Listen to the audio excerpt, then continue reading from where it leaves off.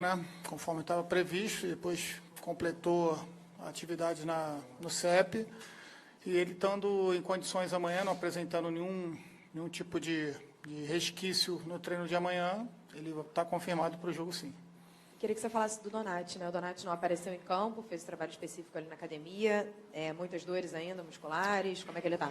Na verdade, o Donati voltou a sentir, né, um probleminha, né? A gente está com cuidado para que possa ele se recuperar totalmente. Então, vou esperar o departamento médico me falar amanhã, né, na revisão dele, para a gente poder ter a certeza que ele tem condições de jogo ou não. Bem, Tudo bem. Não, eu queria que, se você pudesse, por favor, analisasse o momento do Muralha aqui, né, que vem sofrendo muitas críticas nas redes sociais, a torcida também, não passando uma certa confiança. Essa é a impressão que a gente tem. Bom, em relação às críticas, eu acho que todos nós estamos sujeitos. Trabalhamos num grande clube, e, logicamente, que o clube que trabalha em cima de performance quarta e domingo, quando a coisa não anda como todos esperam, acaba acontecendo as críticas. Então, eu acho que faz parte da nossa profissão.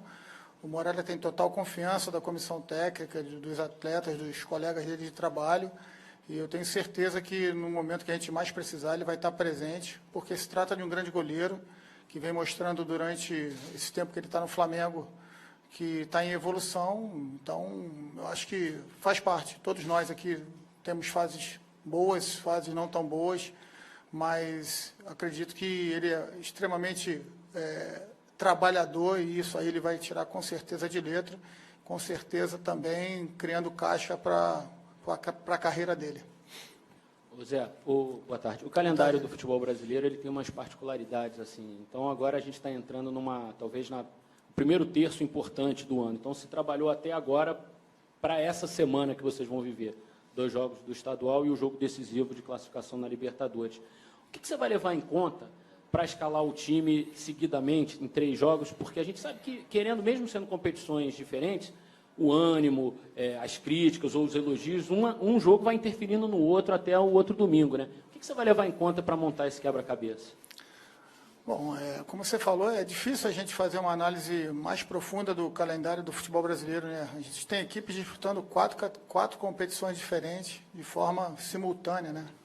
Então, a cabeça do jogador, do treinador, da comissão técnica, ela acaba em algum momento, se você não tiver isso programado com certa antecedência, você acaba até se confundindo realmente, até porque são 4 regulamentos diferentes, 4 fórmulas de disputa diferentes, e por isso acredito que a maioria das grandes equipes acaba tentando formar um elenco grande para que a gente tenha todo mundo preparado, porque as mudanças elas têm que acontecer, precisam acontecer ou por ordem física ou por ordem de regulamento, de cartão, de suspensão, ou por ordem também de estratégia, e a gente está com algumas estratégias montadas para que a gente possa ter o nosso grupo inteiro em todas as competições as quais estamos disputando, com todo mundo totalmente inserido no trabalho, né? Ontem a gente chegou cedo no aeroporto, viemos todos para cá, para já programar, e fizemos questão de irmos para campo, mesmo com um tempo um pouco mais pesado, trabalhar com um grupo que não viajou, aqueles que não jogaram hoje novamente,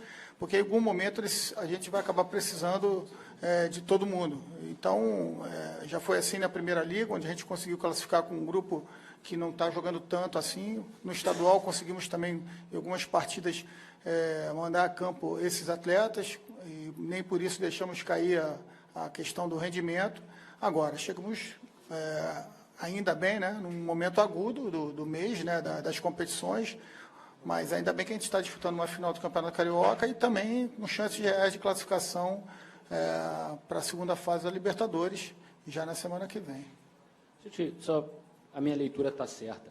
Se você pudesse hoje, no Carioca ou na Libertadores, levar 12 jogadores para o banco, talvez o Ederson já estivesse sendo relacionado para os jogos? É isso que talvez esteja o X da questão? Certeza, porque o Ederson está recuperado clinicamente, mas precisa que a funcionalidade dele esteja também 100%, para que a gente tenha certeza e condição de colocar ele em campo, para que ele também se sinta seguro, né? Então, na verdade, quando você tem apenas 6 ou 7 jogadores no banco, você diminui um pouco, ainda mais a gente tem um elenco maior e alguns atletas que estão, logicamente, à frente dele no que diz respeito ao ritmo de jogo. Não foi uma lesão simples, foram 9 meses de recuperação, a gente está numa fase extremamente aguda, né, onde a gente tem que montar o nosso banco de acordo com a estratégia que a gente define, ou de acordo com aquelas possíveis alterações que nós tenhamos que fazer, e sem contar com os imprevistos que acontecem em toda a partida, como aconteceu com o Everton, um pouquinho antes de entrar em campo. Imagina se quem entrasse no lugar do Everton viesse de 9 meses de contusão. Qual seria a certeza para a gente colocá-lo naquela condição, né? Num jogo extremamente competitivo e intenso como são os jogos hoje. Então, um pouquinho de calma, um pouquinho de paciência, mas eu acho que o teu raciocínio é pertinente. Aproveitando o assunto Everson, Zé Ricardo, ele vai para o jogo domingo? Não, provavelmente não. A gente ainda está definindo ainda, mas provavelmente não, mediante essa possibilidade, essa necessidade que o jogo vai ter. Oi, Zé, boa tarde. Boa Esse é o tarde. momento que o Flamengo vira a chave de Libertadores para o Campeonato Carioca. É importante também virar essa chave tendo uma decisão pela frente. Mas eu queria que você citasse um ponto muito negativo que foi trabalhado durante a semana em cima da exibição que a gente teve na quarta-feira e um ponto positivo também, como esses 2 pontos interferem no que você planeja para o Flamengo nesse domingo. Bom, na verdade é só a frustração, né, do resultado passado, porque quando você imagina um processo, qualquer que seja ele, você imagina ter produção, rendimento para colher o resultado, né? Na verdade, a gente teve uma produção, tivemos um bom nível de rendimento, mas o resultado não acontece. Então, é natural que haja um tipo de frustração, porque não é fácil você jogar na arena do Atlético, todo mundo sabe lá, você conseguir alguma parte do primeiro tempo, e principalmente no segundo tempo, o volume de jogo que se consegue contra um adversário forte, se impor dentro da casa dele, conseguir as oportunidades, criar as oportunidades e você não sai com resultado negativo.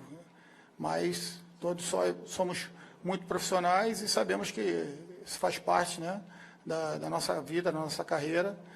E a questão positiva é exatamente isso, que a gente conseguiu produzir. Vimos que, mesmo com ausências significativas no nosso elenco, a gente consegue manter um bom nível de apresentação, sermos competitivos. E com essa ideia que a gente vai, com esse pensamento positivo, que a gente vai enfrentar o Fluminense nessa primeira partida, certamente partida muito difícil, e com isso enraizado, a gente procura a sequência do ano, colhendo bons resultados e os nossos objetivos. Você promoveu algumas mudanças, principalmente na segunda etapa, nessa partida contra o Atlético Paranaense. E hoje você chamou bastante atenção desses jogadores, Matheus Sávio, Leandro Damião. Queria que você falasse um pouquinho também dessas outras peças do Flamengo, essas alternativas do Flamengo. Quando a gente perdeu o Everton no pré-jogo, o Matheus tinha viajado como sobreaviso, a princípio não ficaria no banco, mas ficou claro para mim que a gente iria precisar, em algum momento do jogo, de um jogador um pouco mais agudo, um pouco mais veloz, e quando ele entrou no banco eu tinha certeza absoluta que a gente iria precisar dele. O Leandro é um jogador que a gente já utilizou ao lado do Paulo, né? E ele tem uma característica de ficar um pouco mais próximo dos zagueiros. O Paulo gosta de sair, e aí a gente idealizou no treinamento anterior essa possibilidade, treinamos alguma coisa em relação a isso, até porque faz parte da nossa rotina, em algum momento do treinamento, trabalhar com o Paulo e com o Viseu, Damião e Paulo. Então, não foi uma situação nova para a gente, e eu acho que eles se houveram bem ali, conseguimos criar algumas oportunidades. A partir do momento que o Atlético colocou o terceiro zagueiro também, dificultou um pouquinho, mas ao mesmo tempo abre um pouquinho mais o meio. Ali a intenção do Mancoejo para a gente conseguir uma finalização de média de longa distância, já que o meio estava um pouco mais despovoado, e a gente entendia que com essa estratégia a gente poderia chegar ao gol. Infelizmente tomamos um gol num lance estranho de lateral, um lateral até meio batido no local ali, que eu achei muito adiantado de onde a bola saiu, mas faz parte também. Ali eu acho que é um lance rápido, e quando eu vi que o lateral do Atlético já estava praticamente na nossa intermediária, não cabia nenhuma reclamação ali. Me parece que a bola saiu antes do meio de campo, mas faz parte do jogo e a gente tem que estar atento para isso também, porque naturalmente acontece também a favor da gente. Em algum momento a gente acaba cobrando uma falta um pouco mais à frente, no lateral, e a gente teve uma desatenção e ali já ficou muito difícil buscar o resultado. Pois é, esses jogos estão praticamente entrelaçados, né? Porque é muito próximo, né? O domingo da quarta-feira é um clássico, é o primeiro jogo da final. É a primeira decisão, assim, né? Sua, o Flamengo está aí há quase 3 anos sem conquistar um título. Tem uma preparação que você acha que deva ser diferente para um jogo desse? Porque o resultado, a atuação do time e a reação do torcedor, né, ela vai depender muito do que o Flamengo fizer nesse primeiro jogo da final. Você prepara o time de uma maneira diferente, fora a estratégia de campo, mas conversando com os jogadores, apresentando algum vídeo, enfim, um tema de casa assim para eles? Olha, todos nós sabemos a importância e o peso desse jogo, né? É um resultado, é um título que a gente quer muito, e não só pelo sentimento que todo esportista tem de disputar, de brigar por títulos, mas também saber que é importante para o clube, né? O Flamengo vem evoluindo em todos os aspectos como clube, né? E logicamente que a conquista de títulos fortalece essa ideia. Então, realmente é uma preparação muito mais mental do que de campo, como você falou, até porque os jogos estão muito em cima, mas, sem dúvida alguma, a gente está com uma preparação nesse sentido e nesse aspecto diferente para a gente enfrentar essa partida de domingo. Zé, é interessante o confronto fora de campo, com você com o Abel, você como profissional novo, né? O Abel tem uma história bem mais longa, bem mais vitoriosa, a sua pode ser, né? Só depende dos seus caminhos. Como é que você enxerga esse confronto fora de campo com o Abel? O Abel é um grande espelho, né? Mais um grande espelho aqui no futebol brasileiro, para mim. É uma satisfação muito grande poder fazer parte desse momento de um campeonato, de um título do Campeonato Carioca, né? Até um ano atrás a gente estava assistindo, brigando lá no Sub-20 para conquistar os objetivos, e hoje em dia, 11 meses depois, poder estar enfrentando um Abel, um Paulo Autuori, um Mano Menezes, um Paulo Bento, um Edgardo Balsa, para mim é uma situação maravilhosa. Tantos outros, o Anderson Moreira, que também é um professor, um treinador que eu me espelho bastante.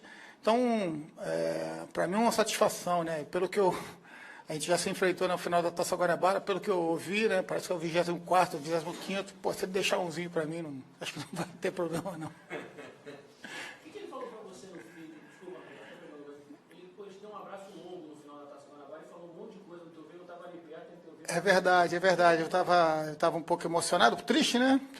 Pela final dos pênaltis, né? E ele me abraçou e me desejou boa sorte na carreira, me falou que tinha certeza que a minha carreira ia ser brilhante, parabenizou pela equipe, e eu falei para ele que o título tinha ficado com o Fluminense porque tinha merecido mais naquela partida. Então, assim, eu já tinha uma visão, uma ideia dele muito legal, vendo trabalhar, né?